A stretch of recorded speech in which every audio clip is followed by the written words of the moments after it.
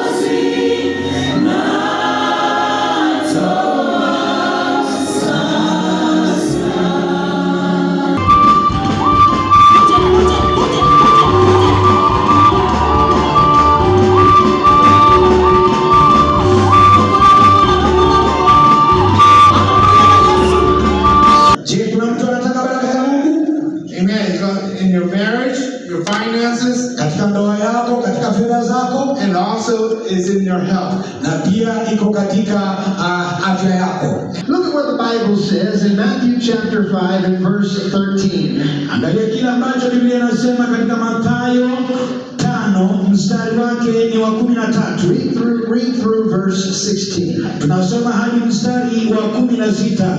Biblia inasema, ninyi ni chumvi ya ulimwengu, lakini chumvi ikipoteza ladha yake, yawezaje kuridhishwa ladha yake tena? Haifai tena kwa kitu chochote ila kutupwa nje ikakanyagwe na watu. Wants to fix somebody else. Kila mtu anataka kumtengeneza yule mwingine. But we need to address the sin in our own lives. Lakini inatubidi tukumbane na dhambi maishani mwetu.